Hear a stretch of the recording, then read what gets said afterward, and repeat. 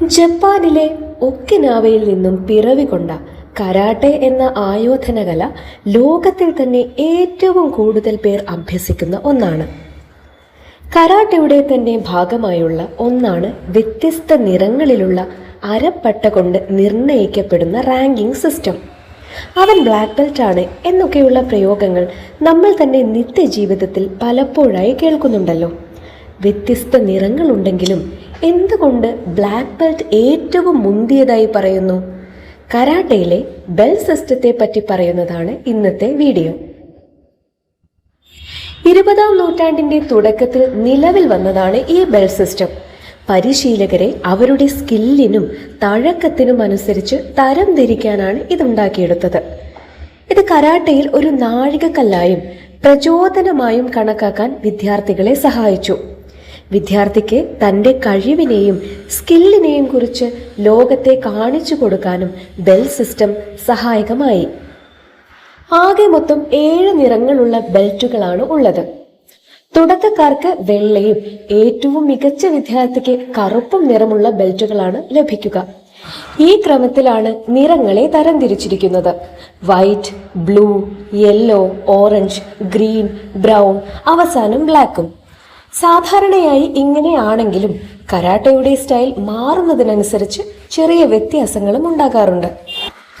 ഒന്നാമത്തേതാണ് വെള്ള. ഒരു തുടക്കക്കാരന് ലഭിക്കുന്ന ബെൽറ്റാണ് വെള്ള ബെൽറ്റ്. വെള്ള നിറം പ്രതിനിധാനം ചെയ്യുന്നത് നിഷ്കളങ്കതയാണ്. കഴിവുണ്ടെന്ന കപടധാരണയും അഹന്തയും ഒക്കെ മാറ്റിവെച്ച് വളരെ ബേസിക്കായ വിദ്യകൾ പഠിച്ചെടുക്കുന്ന വിദ്യാർത്ഥികൾക്കാണ് വെള്ള ബെൽറ്റ്. അത് കഴിഞ്ഞുള്ള 5 നിറങ്ങളുള്ള ബെൽറ്റുകൾ ക്യൂ അഥവാ ഗ്രാജുവേഷൻ ബെൽറ്റുകൾ എന്ന് അറിയപ്പെടുന്നു. വിദ്യാർത്ഥി പഠനത്തിൽ മുന്നേറുന്ന ഓരോ ചവിട്ടുപടികളാണ് ഈ ഓരോ നിറങ്ങളും. ഈ നിറങ്ങൾ വിദ്യാർത്ഥികൾക്ക് കൂടുതൽ പഠിക്കാനും അടുത്ത പടിയിലേക്ക് പോകാനുമുള്ള പ്രചോദനം നൽകുന്നു. അവസാനത്തേതാണ് ബ്ലാക്ക് ബെൽറ്റ്. അവസാനത്തേതും ഏറ്റവും ഉയരത്തിലുള്ളതുമായ ബെൽറ്റാണ് ബ്ലാക്ക് ബെൽറ്റ്. ഇത് കരാട്ടയിലുള്ള ആഴത്തിലുള്ള അറിവിനെയും അതിലുള്ള നൈപുണ്യത്തെയും സൂചിപ്പിക്കുന്നു. അർപ്പണബോധമുള്ള ഒരു വിദ്യാർത്ഥിക്ക് ബ്ലാക്ക് ബെൽറ്റിലെത്താൻ വർഷങ്ങളുടെ പ്രയത്നവും കഠിനാധ്വാനവും ആവശ്യമാണ്. ബ്ലാക്ക് ബെൽറ്റുകളെ തന്നെ വീണ്ടും ഡാനുകളായി തരംതിരിച്ചിരിക്കുന്നു. ഓരോ ഡാനും ബ്ലാക്ക് ബെൽറ്റിൽ തന്നെയുള്ള ഡിവിഷനുകളാണ്. ഇത് ഓരോ സ്ട്രിപ്പായി ബെൽറ്റിൽ രേഖപ്പെടുത്തുന്നു. ആദ്യത്തെ ബ്ലാക്ക് ബെൽറ്റിനെ ഫസ്റ്റ് ഡിഗ്രി ബ്ലാക്ക് ബെൽറ്റ് എന്ന് പറയുന്നു. ഇത്തരത്തിൽ മികവിനനുസരിച്ച് ഓരോ ഡിഗ്രി വീതം കൂടി വരുന്നു. എന്തുകൊണ്ടായിരിക്കാം കറുപ്പ് എന്ന നിറം ഏറ്റവും ഉയരത്തിൽ നിർത്തിയത്? അതിന് കാരണം ജപ്പാനിലെ ഒരു സംസ്കാരമാണ്. പരമ്പരാഗത ജപ്പാനിയൻ സംസ്കാരത്തിൽ കറുപ്പ് എന്നത് അനുഭവജ്ഞാനത്തിന്റെയും പക്വതയുടെയും നിറമായി കണക്കാക്കുന്നു. അതുകൊണ്ട് തന്നെ കരാട്ടയിലെ ഏറ്റവും വലിയ റാങ്കിനെ കറുപ്പ് കൊണ്ട് സൂചിപ്പിക്കുകയും ചെയ്യുന്നു. കറുപ്പ് ബാൻഡ് മരിച്ചുപോയ ഗുരുവിന്റെ സംസ്കാര ചടങ്ങുകൾക്ക് വിദ്യാർത്ഥികൾ അരയിൽ അണിഞ്ഞതാണ് എന്നൊരു കഥ കൂടിയുണ്ട്. അത്തരത്തിൽ അത് പരിജ്ഞാനത്തിന്റെ ബാൻഡായി മാറിയെന്നും ഈ കഥ പറയുന്നു. മറ്റൊരു കൗതുകമുള്ള കഥ ദിവസേനയുള്ള പരിശീലനത്തിന്റെ ഭാഗമായി വെളുത്ത ബെൽറ്റിന്റെ നിറം മങ്ങുകയും അത് കറുപ്പ് നിറമായി മാറുകയും ചെയ്യുന്നതാണ് എന്നാണ്. അതുകൊണ്ട് തന്നെ കറുപ്പ് ഔന്നത്യത്തിന്റെ നിറമായി മാറി എന്നും പറയുന്നു. ഒരു വിദ്യാർത്ഥി എത്ര കാലം കൊണ്ട് ബ്ലാക്ക് ബെൽറ്റ് നേടും എന്നത് ഒരു ചോദ്യമാണ്. സത്യത്തിൽ അതിനൊരു സമയപരിധി നിശ്ചയിക്കാൻ കഴിയില്ല എന്നതാണ്.